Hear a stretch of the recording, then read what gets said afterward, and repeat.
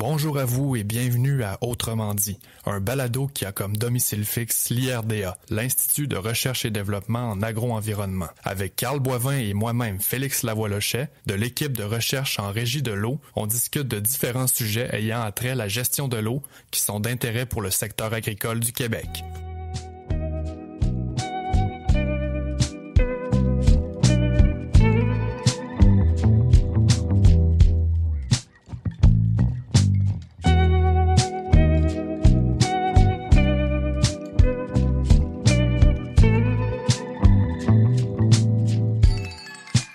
Bonjour tout le monde, bienvenue à Autrement dit. Dans le dernier épisode, Carl et moi, on a discuté des 10 commandements d'une gestion raisonnée de l'irrigation. Commandements qui sont d'ailleurs présentés là, aux premières pages du guide technique sur l'irrigation.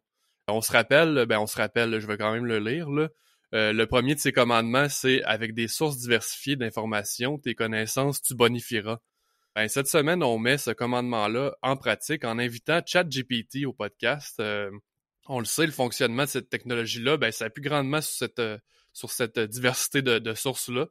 Donc, Monsieur GPT va venir échanger avec nous sur la gestion de l'eau en agriculture, puis on va aussi essayer de le mettre au défi là, avec des questions plus théoriques, des questions théoriques pointues. Bref, on tente aussi de savoir s'il connaît notre travail en tant qu'équipe de recherche en gestion de l'eau. Maintenant, pour être certain d'être clair pour tout le monde, on a utilisé le logiciel d'intelligence artificielle ChatGPT de la compagnie OpenAI pour répondre à nos questions. Mais pour des raisons évidentes, il a fallu qu'on fasse appel au service de quelqu'un pour personnifier la voix de ChatGPT. Donc, ça explique un peu le concept de l'épisode. Pour cet épisode, il va y avoir 2 questions du jour. D'abord, depuis 2017, juin a été officiellement reconnu par le gouvernement du Québec comme le mois de mystère, donc on va le savoir d'ici la fin de l'épisode. Puis pour la deuxième question, pour ceux qui sont nostalgiques de l'émission Chanteurs masqués ou qui ont trop hâte à la prochaine saison, on vous invite à deviner qui se cache derrière la voix qui incarne ChatGPT. Un petit indice, là, il a déjà participé à un épisode en tant que lui-même. Donc, ceci étant dit, bonjour Monsieur ChatGPT. Est-ce que d'abord on peut se tutoyer? Bonjour. Bien sûr, nous pouvons nous tutoyer. Comment puis-je t'aider aujourd'hui? N'hésite pas à me poser tes questions. Génial, parce que je suis pas le plus à l'aise avec le vouvoiement, donc ça va être mieux comme ça. Donc maintenant, comme on demande un peu à chacun de nos invités, pourrais-tu te présenter? Bien sûr. Je suis ChatGPT, un modèle de langage développé par OpenAI. Mon objectif principal est d'assister les utilisateurs en fournissant des informations, en répondant à leurs questions et en les aidant dans divers domaines de connaissances. Je suis alimenté par une énorme quantité de données textuelles provenant de diverses sources, telles que des livres, des articles, des sites web et bien plus encore. Je peux discuter de nombreux sujets, mais il est important de noter que je suis un modèle de langage basé sur des informations préexistantes et que je ne possède pas de conscience ni d'expérience propre.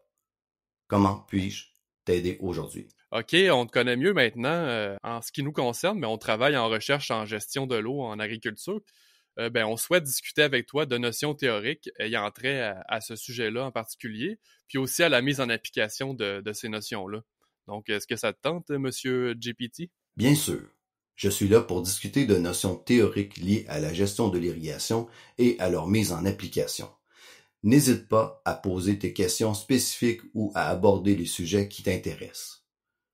Je ferai de mon mieux pour te fournir les informations dont tu as besoin et t'aider dans ta compréhension de la gestion de l'irrigation. Super, allons-y avec une première question facile. Ce serait quoi la capacité au champ d'un sol? La capacité au champ d'un sol fait référence à la quantité d'eau que le sol peut retenir après avoir été suffisamment irrigué et que l'excès d'eau a été drainé. Il s'agit essentiellement de la quantité d'eau que le sol peut retenir dans ses pores contre l'attraction de la gravité. J'aurais 2 trucs à ajouter, Félix, à propos de la réponse obtenue. La source de l'apport en eau n'a pas vraiment d'importance. On parle ici là d'irrigation, mais ça pourrait être aussi un épisode de pluie.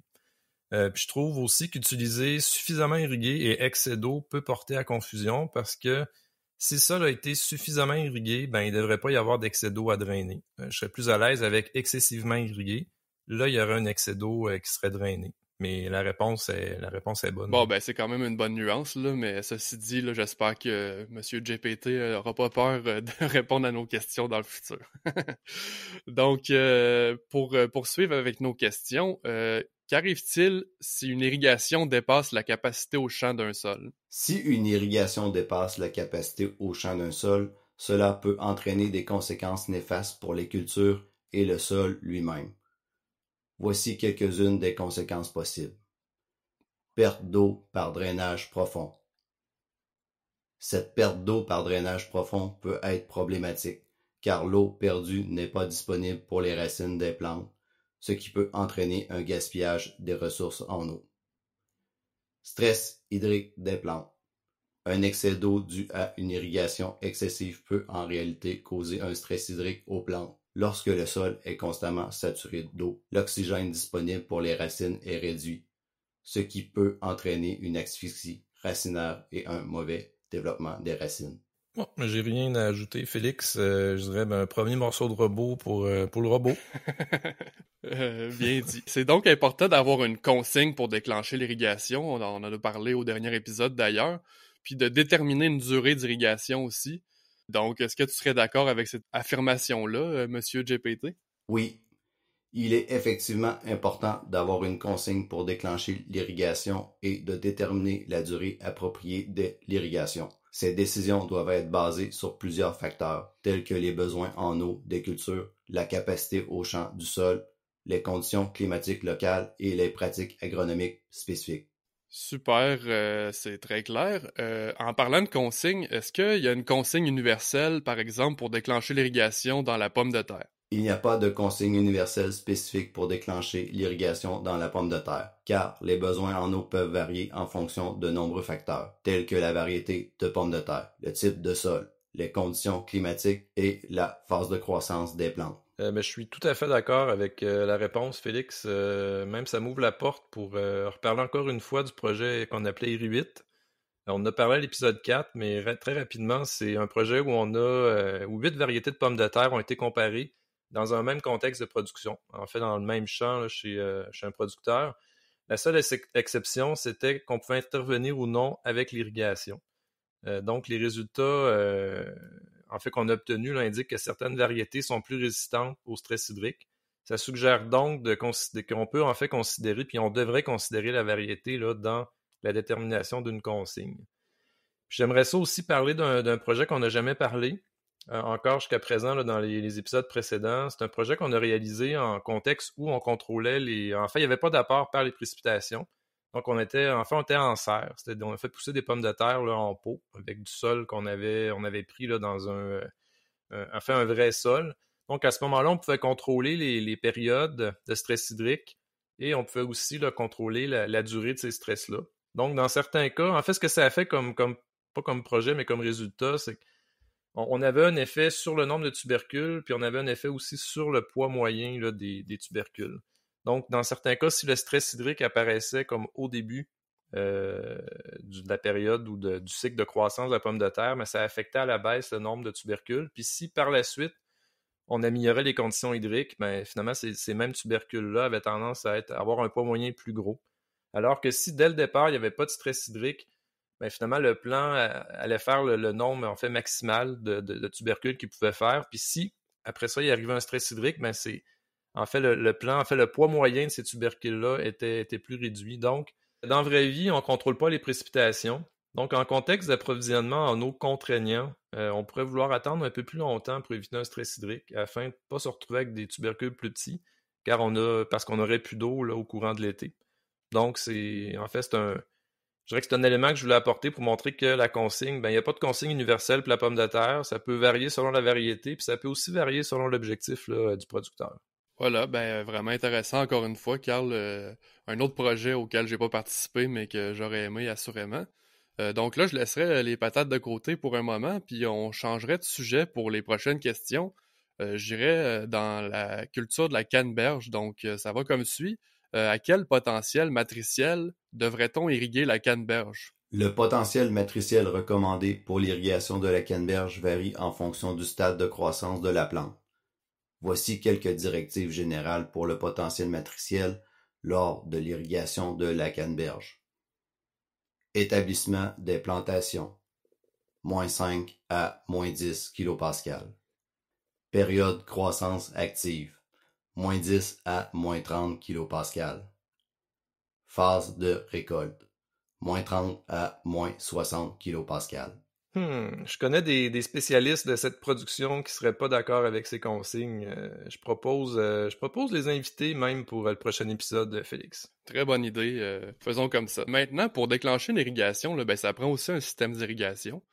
Quels sont les différents systèmes d'irrigation? Il existe plusieurs systèmes d'irrigation utilisés dans l'agriculture, chacun ayant ses avantages et ses limitations. Voici quelques-uns des principaux systèmes d'irrigation. Irrigation par aspersion. Les systèmes d'irrigation par aspersion peuvent être fixes ou mobiles, tels que les pivots centraux. Irrigation localisée. Les systèmes d'irrigation localisés comprennent l'irrigation goutte à goutte et l'irrigation par micro-asperceur. Irrigation par submersion ou inondation. Ces systèmes impliquent de submerger temporairement la surface du sol avec de l'eau. Irrigation par sillon ou par canaux. Dans ce système, l'eau est acheminée le long de sillons ou de canaux creusés dans le sol à proximité des cultures. L'eau s'écoule gravitairement le long des sillons et pénètre dans le sol, atteignant ainsi les racines des plantes. Encore une fois, Félix, ça m'ouvre la porte pour vous parler d'un projet passé. Quand on pense à irriguer la pomme de terre, c'est pas le système par goutte à goutte qui vient en tête en premier, et c'est pas de mauvaise chose d'ailleurs. Il y avait plusieurs objectifs à ce projet-là, mais je veux surtout vous parler du contexte. Soit un contexte où l'approvisionnement en eau était contraignant et où la localisation du champ était un peu problématique. Des équipements mobiles étaient utilisés pour irriguer, puis il y avait un champ un petit peu plus loin que les autres, dont la forme aussi causait un certain défi pour une rampe tirée par un enrouleur. Donc, en ayant recours au goutte à goutte, ça permettait de revenir à temps pour irriguer les autres champs avec l'équipement mobile et d'intervenir dans le champ problématique, si on veut, avec un volume d'eau qui s'approchait davantage de la consommation quotidienne de la culture. Donc, dans ce cas-ci, la pertinence d'un goutte à goutte pouvait se défendre. Puis ça m'ouvre la porte, Carl, j'ai envie de poser un peu notre question piège du dernier épisode. C'est quoi le meilleur système d'irrigation? Le choix du meilleur système d'irrigation dépend de plusieurs facteurs, notamment les caractéristiques spécifiques du site, les types de cultures, les ressources en eau disponibles, les contraintes budgétaires et les objectifs de gestion de l'eau. Il n'y a pas de système d'irrigation universellement meilleur, car chaque système présente des avantages et des limitations. Ouais, c'est ça. Un peu comme on l'avait dit au dernier épisode, il n'y a pas de mauvais système, mais il y a des mauvais choix, par exemple. Donc, justement, parlant du dernier épisode, en fait, parlant de mon introduction, j'avais parlé que je voulais vérifier si ChatGPT connaissait un peu notre travail. Donc, quoi de mieux que lui demander s'il connaît nos fameux 10 commandements de la gestion raisonnée de l'irrigation. Donc, quels sont les 10 commandements d'une gestion raisonnée de l'irrigation? La gestion raisonnée de l'irrigation repose sur des principes et des bonnes pratiques visant à utiliser de manière efficiente l'eau d'irrigation, bien qu'il n'y ait pas de liste officielle des 10 commandements spécifiques à la gestion raisonnée de l'irrigation. Voici 10 principes clés qui peuvent être considérés comme des directives générales. 1. Planification basée sur les besoins. Évaluer avec précision les besoins en eau des cultures en fonction de leur stade de croissance, de leurs caractéristiques et des conditions environnementales locales. Ça rejoint notre 8e commandement du guide qui est une consigne adéquate de déclenchement de l'irrigation, tu détermineras. 2. Mesure et surveillance. Utiliser des outils de mesure et de surveillance appropriés pour suivre les apports d'eau, la pluviométrie, l'humidité du sol et d'autres paramètres pertinents. Bon, on va y aller en décompte. Donc, on passe du 8e, là, on rejoint notre 7e qui était des outils d'aide à la décision, tu adopteras. 3. Économie d'eau. Adopter des pratiques d'irrigation efficaces pour minimiser les pertes d'eau, telles que l'irrigation localisée, la gestion des fuites et l'évaporation réduite. Bon, ici, on ratisse un peu large, là. Je dirais que, bon, ça rappelle 3 commandements là, proposés dans le guide qui sont, bon, le 6e, le bon système d'irrigation, tu choisiras. Je dirais le 9e aussi, là, la performance du système d'irrigation, tu mesureras. Et le 10e, qui est la durée appropriée d'un épisode d'irrigation, tu établiras. 4. Étude des sols. Comprenez les caractéristiques du sol, y compris sa capacité de rétention d'eau, son drainage et son potentiel d'infiltration, pour ajuster les pratiques d'irrigation en conséquence. Bon, je dirais ici que ça rappelle le 2e, là, qui en fait le sol de tes champs, tu connaîtras. 5. Programmation adaptative. Ajuster les programmes d'irrigation en fonction des variations saisonnières, des prévisions météorologiques et des besoins changeants des cultures. Bon, ici, je trouve un petit peu que son commandement 5, il ressemble un peu à son 2e, là, qui est mesure et surveillance, mais bon, des fois, c'est bien de répéter. 6. Gestion de l'eau de pluie. Intégrer la collecte et le stockage de l'eau de pluie dans votre système d'irrigation pour réduire la dépendance aux sources d'eau externes. Bon, celui-là, il apparaît pas dans le guide, mais je l'aime bien. C'est un projet que j'ai parlé presque à chaque épisode, mais on a un projet là, de valorisation de l'eau provenant en fait, des précipitations en contexte agricole. Donc, je vous en parlerai pas plus maintenant, mais il s'agit du projet qu'on appelle le Val-aux-Pluies. 7. Maintenance régulière. Entretenez correctement les équipements d'irrigation, tels que les pompes, les canalisations et les gicleurs, pour prévenir les fuites et les inefficacités. Bon, ici, je dirais que ça rejoint encore une fois là, le 9e commandement qui est la performance du système d'irrigation, tu mesureras. 8. Recyclage des eaux usées. Explorez les options de traitement et de réutilisation de l'eau traitée pour l'irrigation, conformément aux normes de sécurité. Bon, je dirais ici qu'en poussant un peu dans un contexte là, de contraintes d'approvisionnement, ça pourrait rejoindre le 5e commandement qui est un approvisionnement en eau suffisant, tu t'assureras. Je suis d'accord avec toi, Carl. C'est un approvisionnement qu'on n'avait pas parlé, mais qui est une avenue possible. 9. Sensibilisation et formation. Éduquer les agriculteurs, les gestionnaires de l'eau et les communautés locales sur les bonnes pratiques d'irrigation raisonnée et les avantages de la conservation de l'eau. Bon, ici, je dirais que ça rejoint notre commandement vedette là, de l'épisode, le premier, qui est avec des sources diversifiées d'informations, tes connaissances, tu bonifieras. 10. Suivi et évaluation. Évaluez régulièrement les performances de votre système d'irrigation. Mesurez l'efficacité de l'utilisation de l'eau et identifiez les opportunités d'amélioration continue. Bon, je dirais que ça rejoint quand même, une fois de plus, le 6e, là, qui est le bon système d'irrigation, tu choisiras. Mais je dirais que si mon décompte est bon, il en manque 2, qui est le 3e. Le système culturel en place, tu comprendras, et le 4e, qui est, si sa pertinence est validée, l'irrigation, tu intégreras. Donc, j'en conclus que ChatGPT, il n'a pas lu notre guide. Pour faire suite à ça, que penses-tu du commandement suivant? Avant d'investir des ressources pour faire l'acquisition d'un système d'irrigation, il faut commencer par déterminer si la pratique de l'irrigation est pertinente. Le commandement que vous mentionnez est tout à fait pertinent et important dans une approche de gestion raisonnée de l'irrigation.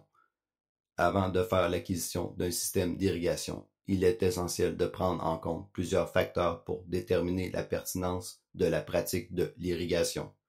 Voici quelques éléments à considérer. Évaluation des besoins en eau. Disponibilité de l'eau. Études économiques. Si j'ai rien à ajouter, Félix, puis pas de vieux projets là, à ramener. Ok, ça sera pour un prochain épisode. Donc, ça fait le tour de nos questions pour Monsieur GPT. Donc, merci beaucoup d'avoir répondu à nos questions, Monsieur le robot. Je t'en prie, je suis là pour répondre à tes questions et t'aider du mieux que je peux. N'hésite pas à revenir si tu as d'autres interrogations. Bonne journée. Merci. Puis bon, ben pour mettre un terme au suspense du narrateur masqué, voix de ChatGPT, voudrais-tu dévoiler ton identité? C'était moi, c'était Jérémy, qu'on a vu dans un autre épisode. Notre collègue Jérémy! Quelle surprise! Je reprends vie maintenant. que tu peux nous rappeler l'épisode où t'es apparu, Jérémy? C'était le podcast là, sur la présentation du projet avec l'Association des producteurs de fraises framboises du Québec. J'avais présenté les objectifs. Voilà, on s'en rappelle. Pour revenir au premier commandement, ChatGPT termine toujours en mentionnant quelque chose comme « Il est important de consulter des experts en irrigation et de s'adapter aux réglementations et pratiques recommandées dans votre région. » Donc, c'est important d'amener cette nuance-là. Pour finalement répondre à la deuxième question du jour, c'est le mois de l'eau, le mois de juin. Et voilà, depuis 2017, c'est le mois de l'eau. Donc, merci d'avoir été là, puis à très bientôt pour un autre épisode de Autrement dit.